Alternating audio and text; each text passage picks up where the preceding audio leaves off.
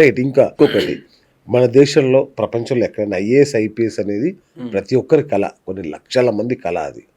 So ఈ IAS IPS కావాలి అంటే, అది చదవాలి అంటే ఎట్లాంటి యోగాలు ఉండాలి, ఏం చేయాలి అసలు? ఓకే, ఇప్పుడు చాలామంది ఈ ఐఏఎస్లు ఐపీఎస్లు రాయడానికి విపరీతంగా పోరాటం చేస్తూ ఉంటారు. మామూలు ఓకే, పోరాటం. చాలా వరకు పోటీ కూడా పడుతుంటారు. వాళ్ళల్లో విద్వత్తు ఉన్న వాళ్ళు కొంతమంది అయితే, విద్వత్తు లేని వాళ్ళు కొంతమంది అయితే కదా. అందరూ చదువుతోనే వచ్చారా అంటే కాదు, వాడికంటే వీడికి ఇంకా బాగా వచ్చు. ఇద్దరిని మనం బేరీజు వేసుకున్నప్పుడు చదువులో తెలివితేటల్లో ఒకతను తక్కువగానే ఉండొచ్చు, ఒకతను చాలా మేధావి అవ్వచ్చు. అప్పటికి కూడా తెలివి తక్కువ అతనికే వస్తుంది, ఒక్క మార్కు తేడాతో. అక్కడ ఎక్కడో దిక్క అదృష్టం నిన్ను రక్ష వహిస్తుంది. ఓకే, జన్మజాతకాన్ని పరిశీలించినప్పుడు ఓకే, ఇతనికి పర్టికులర్గా ఐఏఎస్ కొడతాడు, ఇతను ఐపీఎస్ కొడతాడు అని నేను చాలామంది కొన్ని చార్ట్స్ చెప్పాను. ఎందుకంటే మేజర్గా కొన్ని గ్రహాలు లగ్నాలకు ఉచ్చ పొంది ఉండాలి. సపోజ్ ఇప్పుడు మీకు మేషలగ్నంలో ఒక అబ్బాయి జన్మించాడు, ఈ మేషలగ్నంలోనే రవి కూడా ఉచ్చ స్థితిని పొందాడు. ఓకే, గురువు కర్కాటకంలో ఉచ్చ పొందాడు. ఓకే, మకరంలో కుజుడు ఉచ్చ పొందాడు. ఇలా కొన్ని విశేషమైన స్థానాల్లో పంచమ స్థానము, భాగ్యస్థానము, దశమ స్థానము, లాభస్థానాలను ఉన్నాయి. ఆ లాభస్థానాల్లో విశేషంగా గ్రహాలు ఉచ్చబొందినప్పుడు, శుభగ్రహాలు ఉచ్చబొందినప్పుడు వీళ్ళు ఈజీగా ఐఏఎస్ ఐపీఎస్ చదివి కొట్టేదానికి అవకాశం ఉంది. కాబట్టి వాళ్ళ చాట్ చూసినప్పుడు మనకు అర్థమైపోతుంది, ఇతను ప్రయత్నించవచ్చా ప్రయత్నించకూడదా. క్లియర్లీ ఎందుకు టైం వేస్ట్ చేసుకోవడం, నీకు తగ్గింది ఏదో నువ్వు చూసుకో. చాలా మంది ఒక అటెంప్ట్, 2 అటెంప్ట్, 3 అటెంప్ట్, 4-5 ఐటమ్స్ లో కూడా కొడతారు, ఒకరు ఒకే టైంలో కొట్టేస్తారు. కానీ అది మనకు చూసినప్పుడు అర్థమవుతుంది. కాబట్టి ఏంటంటే ఇలా విపరీతంగా కష్టపడేదానికన్నా షార్ట్ కట్ లో తెలుసుకుంటే మంచిది నా ఉద్దేశం. కాబట్టి క్లియర్ గా ఉంటుంది చాట్లు. ఓకే, సో మిమ్మల్ని సంప్రదిస్తే ఆ విషయం చెప్తాను. వండర్ఫుల్. ఈ మధ్య కాలంలో స్త్రీలు తరచూ విపరీతమైన అనారోగ్యాల పాలవుతున్నారు. మరి వాళ్ళు సౌభాగ్యంతో ఉండాలన్నా, చక్కగా ఉండాలన్నా వాళ్ళు ఏమైనా జ్యోతిష నియమాలు పాటించాలా, ఏముంటాయి అట్లాంటివి? మీకు ఒక స్త్రీలే ఎక్కువగా అనారోగ్యాలకు ఇంట్లో ఉండి కారణం అవుతూ ఉన్నారు. ఫస్ట్ మనం చేసుకోవాల్సింది ఏంటంటే, మన ఇంట్లో కొన్ని మార్పులు చేసుకోవటం వల్ల ఓకే చాలా హాయిగా బ్రతికేదానికి అవకాశం ఉంది. ప్రథమంగా నేను చెప్పదలిసింది ఏంటంటే, మార్పు వంటగదిలో మార్పు. ఒకప్పుడు మనం పల్లెటూర్లలో ఏ విధంగా వంట చేసేవాళ్ళమండి, కట్టెల పొయ్యి పెట్టుకొని ఓకే దాని మీద మనం వంట చేస్తూ ఉన్నాం. వంట చేస్తున్నప్పుడు మన వాళ్ళు ఏం చేస్తారు, విధిగా కూర్చొని దానికి ఒక పేటో ఏదో ఒకటి కూర్చొని చేస్తారు. ఈ కూర్చోవటం ద్వారా ఏమవుతుందంటే, చాలా మంది పెళ్ళవగానే పిల్లలు కలుగుతుంటారు కామన్గా. ఓకే, ఎప్పుడు నిలబడి టెన్షన్లతోటి పిల్లలతోటి పరిగెడుతూ నిలబడే చేస్తుంటే, నిలబడినందువల్ల చాలా శారీరక సమస్యలు ఉంటున్నవి. ప్రతి విషయాన్ని మీరు కూర్చొని చేయండి. వంట కానీ ఏదైనా సరే, ఒక కటింగ్ చేసుకోవాలనుకున్నా, ఇంట్లో కొన్ని వస్తువులు ఏదైనా చేయాలన్నా కూడా కూర్చొని చేయడం ద్వారా ఏమవుతుందంటే సకల శుభాలు ఆడవాళ్ళకి కలుగుతున్నవి. దీనికి మీకు మంచి ఉదాహరణ చెప్తాను. మనం ఇప్పుడు బాత్రూంలో చాలామంది ఫారిన్ టాయిలెట్స్ వాడుతున్నారు. ఓకే, ఇవి వద్దు అని చెప్తాను నేను చాలా వరకు. ఎందుకు వద్దు అంటున్నానంటే, మామూలుగా కింద కూర్చోవటం వల్ల ఏమవుతుందంటే ఆరోగ్యం చాలా వరకు బాగా ఉండేదానికి అవకాశం ఉంటుంది. ఆ భంగిమలో వాళ్ళు కూర్చొని బాత్రూమ్కి వెళ్ళడం ద్వారా ఏమవుతుందంటే ఆటోమేటిక్గా కొన్ని వంచబడుతున్నవి. ఇప్పుడు లేయటానికి మీరు ఏ విధంగా శక్తిని ఉపయోగిస్తే లేస్తున్నారు, అలాగే కూర్చున్నప్పుడు కూడా ఏంటంటే ఒకలాంటి ఎక్సర్సైజ్ మన బాడీలో జరుగుతుంది. స్త్రీలు ఈ నియమాన్ని ఇంట్లో పాటించడం చాలా ముఖ్యం. తర్వాత వంట నిరంతరం కూడా వాళ్ళు కూర్చొని చేయడం ద్వారా ఆ వంట మీద కాన్సన్ట్రేషన్ కూడా చేస్తారు. పూజ మనం నిలబడి చేస్తామా? చేయంగా, కూర్చొనే చేస్తాం. ఎందుకు కూర్చొని చేస్తాం? పూజ కంటే గొప్పదేగా వంట కూడా. నువ్వు తింటేనేగా బ్రతుకుతావు.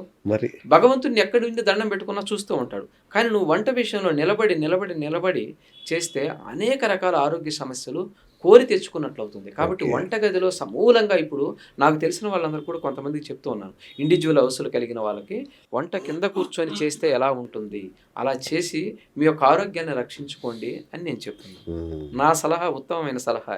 సూపర్ అండి. అట్లాగే ఈ మధ్య చాలా మంది వాళ్ళ కుల వృత్తిని వదిలేస్తున్నారు.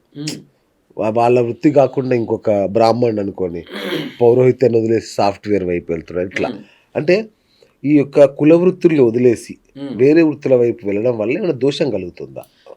ఓకే, ఇప్పుడు మనం దోషం అని చెప్పడానికి లేదు.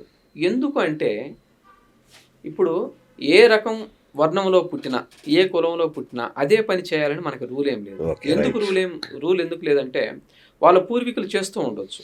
కానీ వాళ్ళు పుట్టే లగ్నాలను బట్టి అవి మారిపోతున్నవి. మనం ఓకే. కొన్ని లగ్నాలకు విశేషమైన లక్షణాలు చెప్పాం కదా! కుజుడు లగ్నం, మేష లగ్నంలో పుడితే సైన్యాధిపతిగా ఉంటాడు. ఒక అవును. రక్షణ అధికారిగా ఉంటాడు. ఒక పోలీస్‌గా ఉంటాడు. లేదు ఒక వృషభ లగ్నంలో పుట్టాడు. ఒకలాంటి లక్షణాలు. మిథున లగ్నంలో పుట్టాడు. ఒకలాంటి లక్షణాలు. కర్కాటకంలో పుట్టాడు. ఇలా వాళ్ళు వృత్తులు ఎందుకు చేంజ్ అవుతున్నారంటే, ఈ లగ్నాల్లో పుట్టడమేంది. కాబట్టి పుట్టిన వాళ్ళు ఈళ్ళు ఏ పని చేస్తారు? ఇప్పుడు నాకు సంబంధం లేని వృత్తి. అవును. ఇది యాక్చువల్. కానీ నేను పుట్టుక నాది ఎక్కడ జరిగింది? మీన లగ్నంలో పుట్టుక జరిగింది. మీన లగ్నానికి అధిపతి ఎవరు? గురువు అధిపతి అవుతాడు. ఇట్లాగే ధనుస్సు లగ్నం కూడా ఉంటుంది. ధనుస్సు లగ్నంలో కొందరు జన్మించారనుకోండి, వాళ్ళు టీచర్స్‌గా ఉంటారు. బోధకులుగా ఉంటారు. హుహు. ఆధ్యాత్మికవేత్తలుగా ఉంటారు. అలాగే మీన లగ్నంలో ఏందంటే, పుట్టడం ద్వారా ఏమవుద్దంటే, ఈ ఆధ్యాత్మిక సంపదే కాకుండా జ్యోతిష్యం కావచ్చు, ఖగోళ శాస్త్రం కావచ్చు, ఇలా అనేక రకాలుగా వాళ్ళ వృత్తి స్థానం మారేదానికి అవకాశం ఉంది. ఓకే. ఓకే. ఇప్పుడు వాళ్ళు బ్రాహ్మణ వర్ణంలో పుట్టారు. ఓన్లీ మనం పౌరోహిత్యమే పౌరోహిత్యమే చేయాలి. చేయాలని రూల్ ఏం లేదు. ఓకే. కాబట్టి ఏంటంటే వాళ్ళు పుట్టే లగ్నాలను బట్టి సింహ లగ్నంలోనే పుట్టాడు. వాళ్ళు రాజు అవ్వచ్చు. ఎంతమంది ఓకే. అడ్మినిస్ట్రేటర్లు లేడు. ఓ పివి నరసింహరావు లాంటి వాళ్ళు లేరా? ఎంతోమంది ఉన్నారు. కాబట్టి ఏంటంటే కుల వృత్తిని వేడటం అనేది పెద్ద నష్టమేమి కాదు. వాళ్ళు పుట్టిన లగ్నాలను బట్టి ఓకే. ఈ వృత్తి అనేది వాళ్ళకి ఆపాదించబడుతుంది. ఇక ఏలినాటి శని అందరూ భయపడతారు. ఏలినాటి శని అనగానే ఉమ్. ఇది తల్లిదండ్రులకు గండం అని అట్లా రకరకాలు చెప్తుంటారు. ఉమ్. అసలు ఏంటి ఏలినాటి శని అనేది? దాన్ని మనం ఎదుర్కోలేమా? ఉమ్. చాలా వరకు ఏలినాటి శని ప్రతి ఒక్కరి జీవితంలో పెద్ద పెద్ద ఉత్పాతాలను సృష్టిస్తుంది. అది తప్పకుండా. ఎందుకంటే శని కర్మకారకుడు కాబట్టి మీరు పూర్వజన్మలో చేసిన పాపాలను లెక్కించి ఇప్పుడు వచ్చినప్పుడు మిమ్మల్ని సరిచేయటానికి వచ్చేదే ఏలినాటి శని అంటారు. ఓకే. అంటే దోషాలు పూర్వజన్మలో చేసిన అన్నిటిని కూడా ఆ ఏలినాటి శనిలో అనుభవించేదానికి అవకాశం ఉంటుంది. ఓకే. ఓకే. ఇదే కాకుండా చాలామంది జాతకాల్లో నేను పరిశీలించాను. సహజంగా తల్లిదండ్రుల్లో ఎవరో ఒకరికి మరణం ఉంటుంది ఏలినాటి శని వచ్చినప్పుడు. అవునా? ఓకే. తల్లిదండ్రులు తప్పకుండా మరణం ఉంటుంది. లేదంటే విపరీతమైన అనారోగ్యాలు ఉంటున్నవి.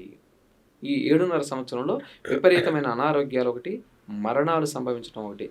ఇటు శని ఉండే ప్రదేశాన్ని బట్టి మనం లెక్కించవచ్చు. మరి శని సపోజ్ మహర్దశ అని కూడా అంటారుగా?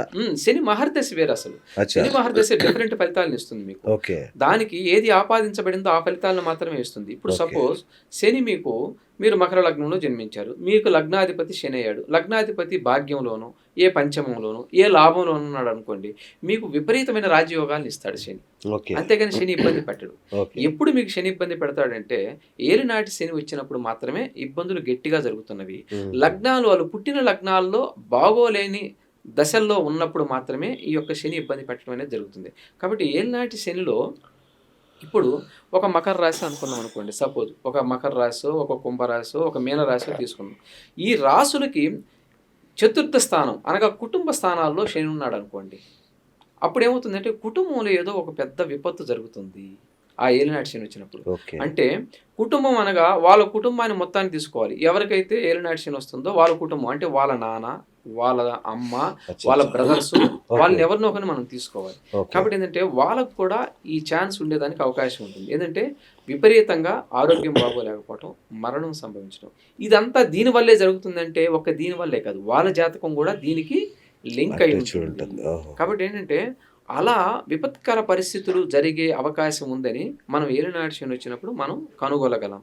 ఓకే. ఓకే. ఏ విధంగా చేస్తే బాగుంటుంది, ఏ విధంగా చూస్తే బాగుంటుంది, ఏ రెమెడీ చేసుకుంటే దీని యొక్క పరిణామాన్ని ఇంత ఎక్కువగా లేకుండా తగ్గించుకోవచ్చు అనేది మనం చెప్పగలం. కాబట్టి ఉంటాయి, ప్రతిదానికి అవకాశం ఉంటుంది. కానీ చూసి చేపించుకోగలగాలి. ఏదైనా సరే ఈ గ్రహాల యొక్క అనుగ్రహం మనకు లేనప్పుడు, ఏలినాటి శని ఇలా బాధిస్తున్నప్పుడు దానికి ఏం చేసుకుంటే బాగుంటుందో అది చూపించుకోవటం అనేది చాలా మంచిది. ఉంటే సింపుల్గా వాళ్ళే ఇంట్లో చేసుకోవచ్చు. Right, ఏం right. దీనికి పెద్ద ఖర్చులు ఏముండవు. Okay. చేసుకుంటే కొంత మేర తప్పించుకునేదానికి అవకాశం అవకాశం ఉంది. ఉంది.